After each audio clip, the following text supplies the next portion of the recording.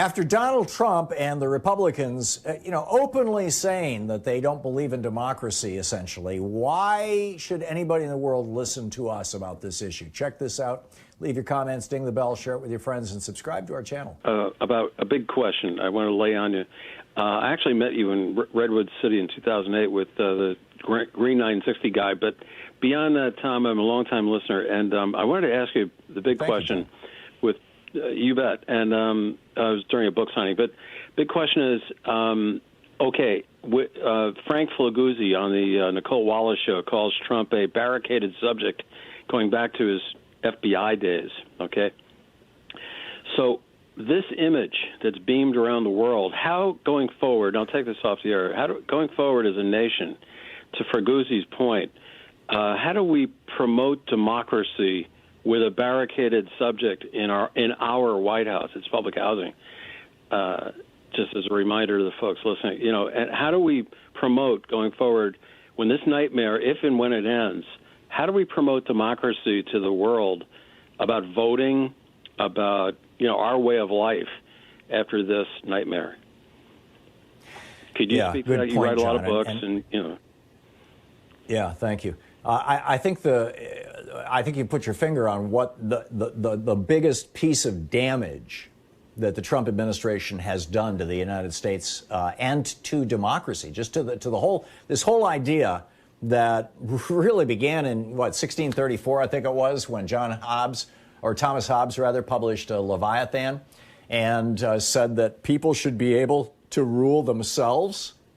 And, it was like this radical idea that led to the Enlightenment, that led to John Locke talking about life, liberty, and property, that led to Thomas Jefferson writing about life, liberty, and the pursuit of happiness, that led to our Constitution, that led to our Republic, that led to, we were the first advanced democracy in the world, in the modern world.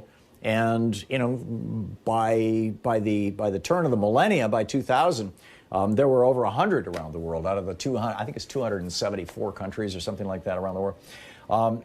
And the big battle right now, worldwide, is between countries and people who believe in small d democracy, who believe in the context of a constitutional republic, who believe that people should be able to govern themselves and that majority rule is a good thing, within the limits of not infringing the rights of minorities, versus autocracies, oligarchies, countries that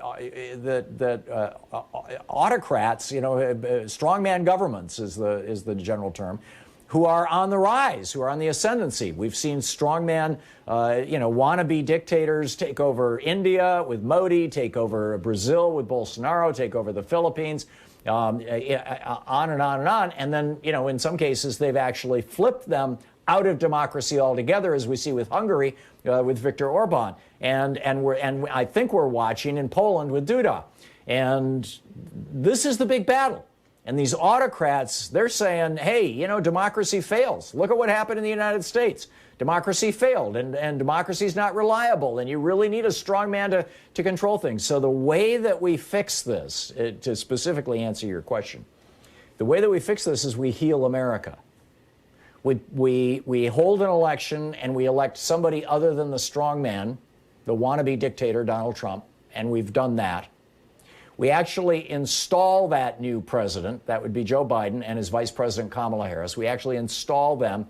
We engage in the process of clawing government back from the right-wing billionaires and giant corporations on whose behalf Donald Trump has been governing. And that's going to be the biggest part. That's going to be the most difficult part. That's going to be the part that's going to take at least the next 4 years. And we try to put into place, and I say try because it's going to be a huge challenge given how the Supreme Court has corrupted our government by, in 1976 and 1978, and then again in 2010 with Citizens United, handing down from high decisions that say, well, if a billionaire wants to own a politician, that's not corruption, that's not bribery, that's free speech. Money's not money, it's speech. Didn't you know that? And then, we get these idiots like Sam Alito, who just gave this speech yesterday to the Federalist Society, a totally partisan, just a hack job. I mean, we now have people on the Supreme Court who don't believe in democracy, who are, essentially open advocates for oligarchy. So we've got a big lift in this country, and before we can start lecturing the world again about democracy, we've got to restore democracy to the United States of America. And that's going to be a huge job. I think people massively underestimate the damage that Donald Trump has done and the corrupt. I mean, everybody knows about Bill Barr and how corrupt he is and how he was corrupt all the way back to '92 when he was working for George Herbert Walker Bush and shut down the Iran-Contra investigation. He is the tip of the iceberg. And Trump has buried them all through our government. We got a big job.